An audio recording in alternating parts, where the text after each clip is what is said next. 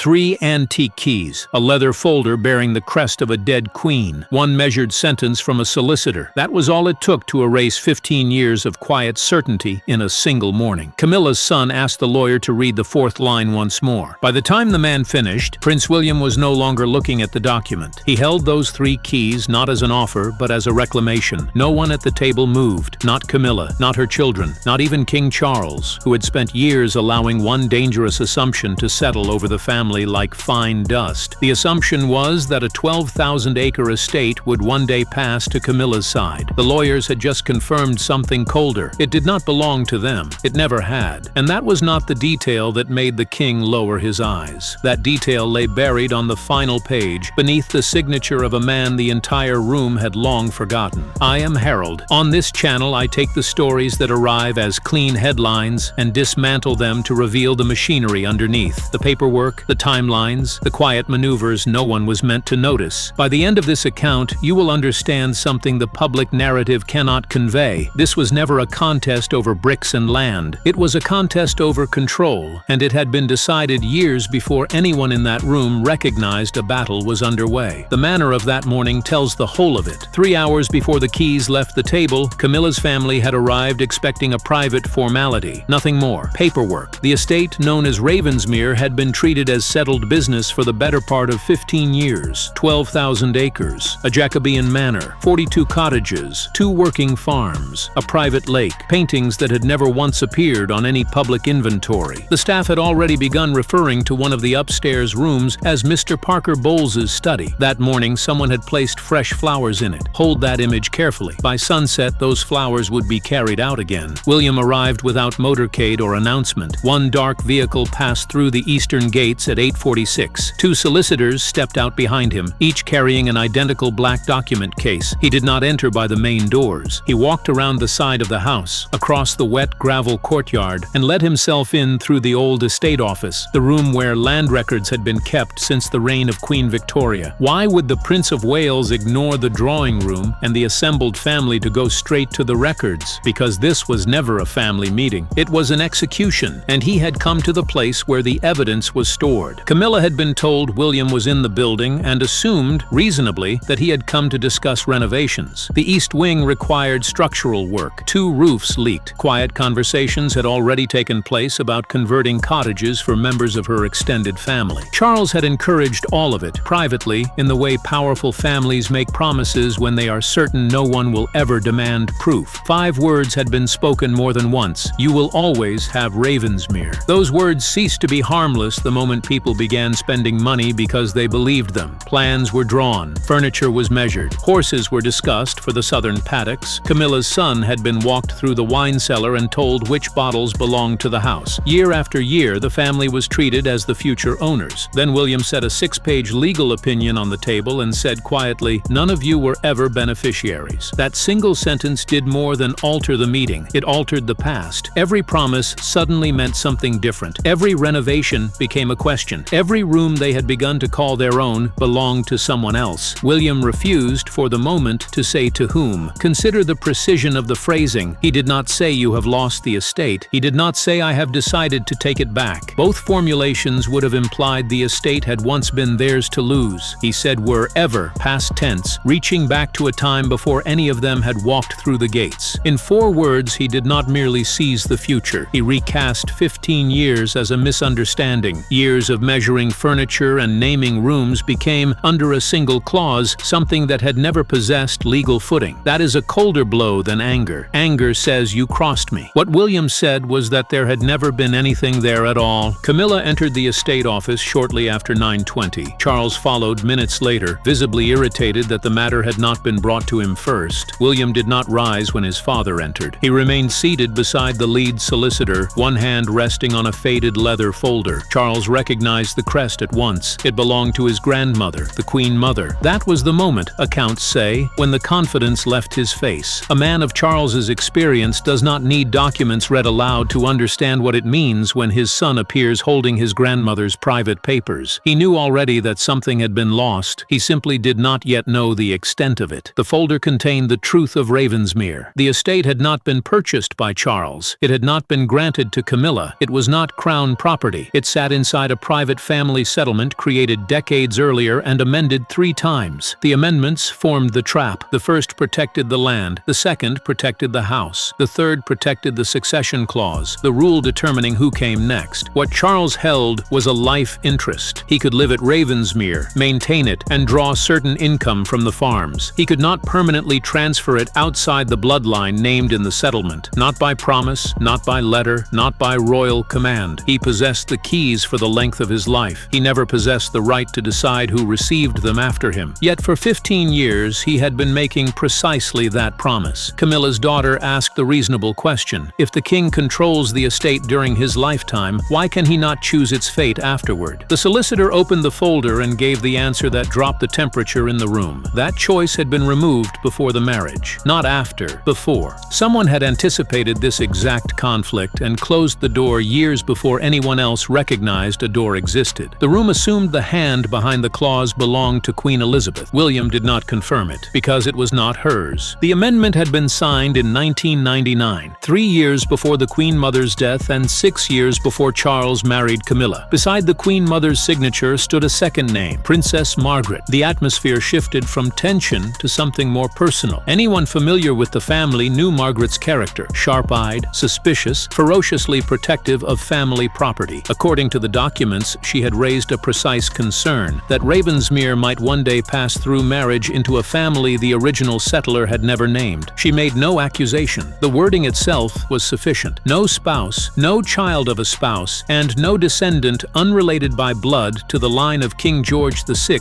shall acquire permanent title, controlling interest, or beneficial ownership. The clause did not single out Camilla's children by name. It excluded them as a category, as a type of person, before the marriage that would connect them to the family had even taken place. 2 women in 1999 looked forward, saw a family that did not yet exist, and legislated that family out of the inheritance in advance. That is not a domestic quarrel. That is foresight committed to paper. The timing of the signature reframes the relationship between Margaret and the Queen Mother. In 1999, Charles and Camilla were not married. They were not even a publicly formal couple. The rehabilitation of their relationship still lay years ahead. For 2 senior members of the family to draft a clause specifically designed to keep a future spouse's bloodline from a family estate required ruthless clarity. They were not reacting to an event that had already occurred. They were preempting an event they regarded as inevitable. Margaret's reading of the next quarter century proved chillingly accurate. She foresaw the estate drifting toward the Parker Bowles orbit before a marriage existed to facilitate the drift, and she closed the road before it could be built. William was simply completing a move his great-aunt had begun when he was still a teenager. The language of bloodline protection can sound like pure exclusivity. In this case, it was also custodianship. Houses of this kind are not owned by the person living in them. They are held in trust for a line. One is a temporary guardian whose duty is to pass the property intact. When Margaret drew that line, she was protecting the claim of children not yet born, the George, the Charlotte, the Louis of a generation she would never meet. That is why William could not let the matter rest. The clause ultimately safeguarded his own children's inheritance. It was never abstract. It was their birthright sitting in a folder while someone else's furniture was measured for the rooms. Charles leaned toward the solicitor and said what he genuinely believed: "I was never informed of this." William looked at his father and delivered the first direct blow. "You signed acknowledgement of it." A photocopy was placed on the table. There stood Charles's own signature, dated November 1999. The king stared at his name on the document that had just dismantled 15 years of private promises. He turned the page, examined the date again, looked at William, and for several seconds, by every account, found nothing to say. The solicitor explained how a careful man can walk into such a trap. The acknowledgement had been attached to a broader financial restructuring covering 6 properties. Ravensmere appeared only twice, once under a dry parcel number and once under an older name unused publicly since 1936. Charles may have signed without registering the clause's meaning, or he may have understood it fully and assumed it could be altered later. His subsequent actions point strongly toward the second possibility. The clause could be changed, but only with the consent of the surviving trustees. By this time, only one trustee's approval truly mattered: Prince William. That is why William entered the room holding the keys. He was not a guest. He was the gate. Charles had already tested that gate months earlier, indirectly, through a palace aide who sent a proposal describing the future of Ravensmere as a continuity arrangement. Continuity, a soft word for making a private promise permanent. William asked one question in return: who receives the beneficial interest? The answer named Camilla's children and grandchildren. William wrote a single word in the margin and returned the paper. Rejected. Charles did not stop. The second attempt was more sophisticated. This time, Camilla's family would not own the estate at all. On paper, it would remain inside the royal settlement. They would simply receive a 99-year lease at a nominal rent of £1 a year. Technically, nothing left the bloodline. Practically, William and his children would be locked out for a century. It was ownership in everything but name, and it came close to succeeding. Yet the women who drafted the 1999 amendment had anticipated leases as well. Any agreement longer than 21 years required unanimous trustee approval. The proposal still had to pass through William. He rejected it. The two attempts, taken together, reveal how the contest was fought, not with raised voices, but with structure. The first proposal was almost naive and walked straight into the 1999 wall. The second was the work of someone who had studied the amendment and searched for a gap. A 99-year lease is a sophisticated maneuver because, on its face, it respects every formal rule. Someone had examined the trap and tried to tunnel beneath it. That effort proves the clause was known and was being deliberately challenged. The Queen Mother's amendment had already closed the lease loophole. A direct transfer was blocked. A trust was blocked. A long lease dressed as rental was blocked. The two women had wargamed the moves a future king might attempt and left countermeasures waiting, sealed in a folder for 26 years. That is not ordinary estate planning. That is clear-eyed refusal to allow sentiment to override structure. Two rejections should have ended the matter. 3 weeks later, contractors appeared at Ravensmere, not for the leaking roofs, but for a private residential survey. They measured the west wing, inspected the kitchens, and assessed whether the old nursery corridor could become self-contained family apartments. No one informed William. The invoice for the survey was charged to an estate maintenance account he now helps oversee, £18,400, listed between a roof repair and agricultural drainage. The amount did not catch his attention. The description did: future occupancy adaptation. Future occupancy by whom? The man who controlled the gate had not been told the house was being prepared for new residents. William pulled every recent invoice connected to the property and found the furniture order: custom shelving, a temperature-controlled wine room, 2 bathrooms redesigned for private residence. The delivery name was not Charles, it was not Camilla, it was Parker Bowles. In a supplier's paperwork, the family that could never legally own the house was having furniture built into it. A survey and a furniture order are not trivial. They are evidence of intent. One does not commission a temperature-controlled wine room and redesign bathrooms for occasional visits. One does so for a house one intends to inhabit. The paperwork documented a quiet, methodical, expensive plan to convert Ravensmere into a home for people the 1999 amendment had barred from ownership. Family conversations can be denied because they leave no record. Money cannot be denied. It leaves a trail. That trail had been run through an account bearing William's oversight. The very action designed to cement Camilla's family into the house created the legal obligation for William to act against it. In the estate office, Camilla offered the reasonable defense that nothing had actually been seized. The surveys were preliminary. The furniture had not been installed. No lease had been signed. All of that was technically true. William was not accusing anyone of theft. He was proving that they had prepared to inherit something they had no legal right to receive. When Camilla's son pushed the folder away, William answered the claim that they had acted on assurances with a single line: assurances are not ownership. Everyone present knew who had given those assurances. When Charles remarked that the matter could have been handled privately, William replied that it had been private until money from the estate was used. Royal families survive embarrassment, scandal, and feud through silence. Financial records are indifferent to silence. The moment trust funds belonging to the protected settlement were spent preparing the property for non-beneficiaries, William possessed not merely a grievance, but a duty. That duty formed his solid legal footing. Camilla reportedly saw something beneath the immediate dispute that alarmed her more than the loss of the estate itself. If William was prepared to examine one forgotten folder over one property, what of the others? These old settlements govern more than Ravensmere. A man who reads the fine print on one may read it on all. That realization changed her approach. She stopped arguing ownership and asked the other question: who inherits instead? The fourth page was read aloud. Upon the end of Charles's life interest, the estate passes to the next eligible beneficiary named by the trustees. Camilla's daughter said the name that seemed obvious: William. She was correct that it should have been William. 9 days earlier, telling no one, William had formally renounced his own personal personal claim to Ravensmere. No one in the room knew. Not Charles, not Camilla, not most of the palace. Why fight so hard to protect an estate and then refuse to inherit it? The renunciation itself supplies the answer. He did not want the house. He wanted control over its disposition. By stepping aside, he activated a clause that had lain dormant for 27 years. With William removed, the estate passed to the next sibling, named in the Queen Mother's amendment. The chain of succession began to move. Harry's name had never been included in this particular settlement. The line skipped him entirely. Princess Anne had been included, yet she had declined the succession years earlier in a sealed declaration filed long before the present crisis. The decision was characteristic of her, the one member of the family who sought nothing and had quietly removed herself from contention before there was even a prize worth seeking. Anne's withdrawal left, for one appalling half-second, Prince Andrew. Accounts say Charles registered the implication on his face. The entire purpose of the exercise had been to keep the estate clean, and the chain had momentarily pointed at the most compromised figure in the family. Then the solicitor turned the page. The architects of 1999, or those who amended the settlement later, had anticipated that possibility as well. Andrew had already been removed under a conduct provision that strips eligibility from any beneficiary who withdraws from official royal duties. Given the events surrounding Andrew in recent years, the clause operated automatically. Andrew was out. With William renounced, Harry never named, Anne declined, and Andrew disqualified, only one name remained. Prince Edward, Duke of Edinburgh, the quiet brother no one in the room had considered all morning, stood as the beneficial successor to Ravensmere. That was not the full revelation. Edward had been informed weeks earlier and had already accepted, without public statement, without inspection of the rooms, without any show of triumph. He accepted on one condition: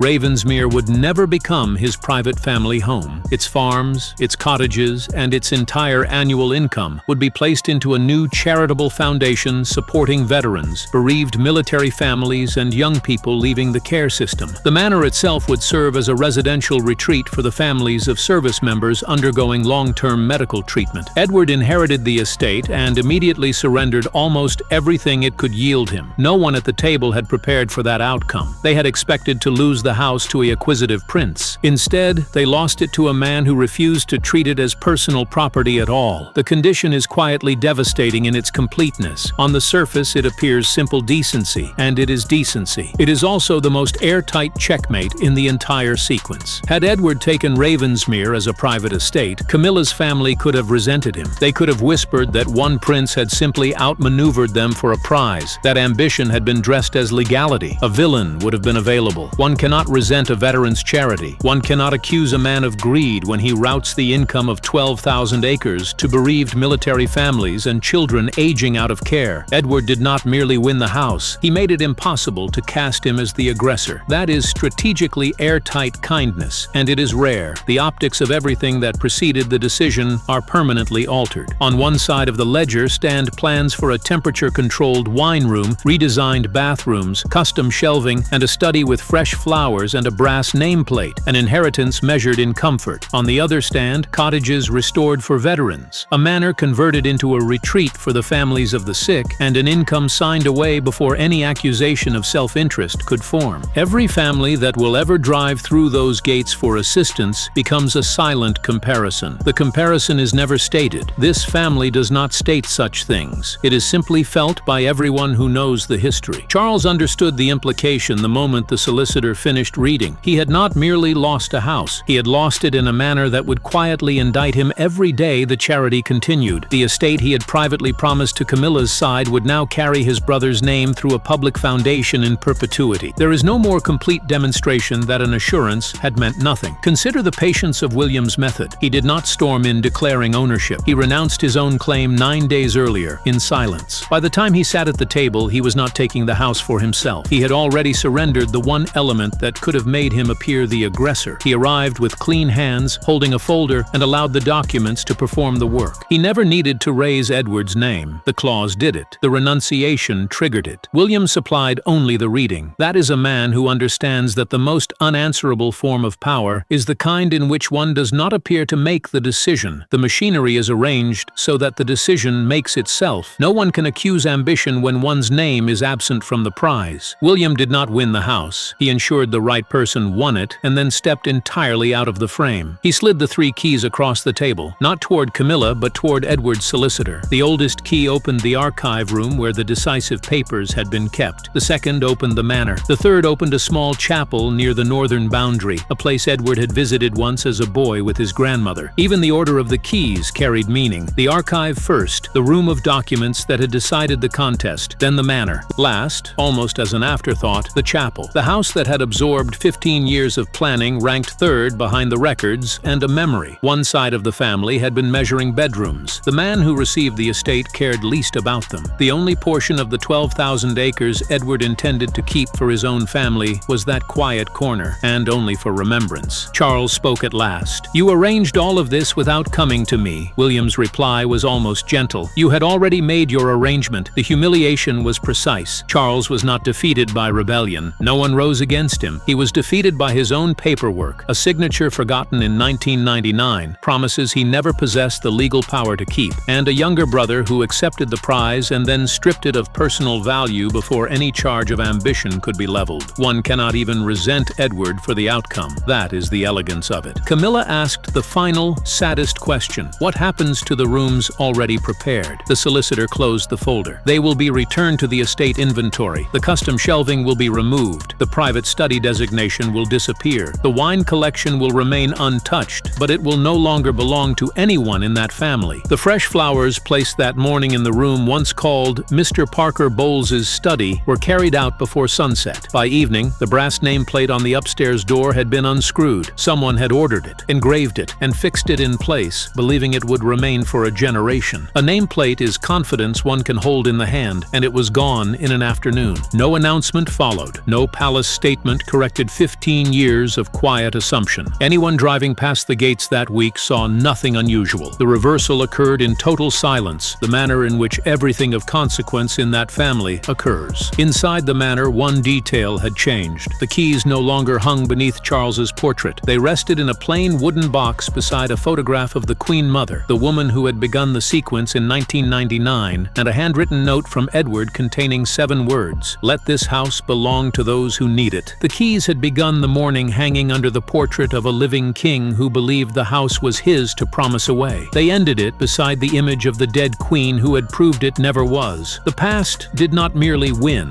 It had always been going to win. It had simply been waiting in a folder for the day someone opened it and read the 4th line aloud. Who actually prevailed that morning? William, who surrendered the house in order to control its fate? Edward, who accepted the inheritance and immediately gave its value away? Or 2 women in 1999 who saw a family that did not yet exist and closed the future with a single cold sentence 26 years before the folder was opened? Spare a thought for Charles. He is not the villain of the piece, and the story is poorer if he is reduced to one. He spent decades fighting to be with Camilla through scandal, public hostility, and a rehabilitation that exacted a cost few will ever comprehend. Somewhere in that long struggle, he made her family a promise: "You will always have Ravensmere." He almost certainly meant it as an act of love, a declaration that the family he had married into truly belonged and was safe. The tragedy is that he never possessed the power to make the promise true. He was a life tenant distributing deeds he did not own, a custodian pretending to the authority of an owner. His own signature from 1999 sat in the folder the entire time, proving that the most generous thing he attempted to give had never been his to give. That is not villainy. That is a man undone by the distance between what he wished were true and what the documents had always stated. Every person in the room believed they were contesting a house. They were not. They were contesting a decision already made by people long dead who understood the family more clearly than the family understood itself. The last key did not open a manor. It opened the proof that in this family the past is never truly settled. It waits in a folder for someone to read the 4th line.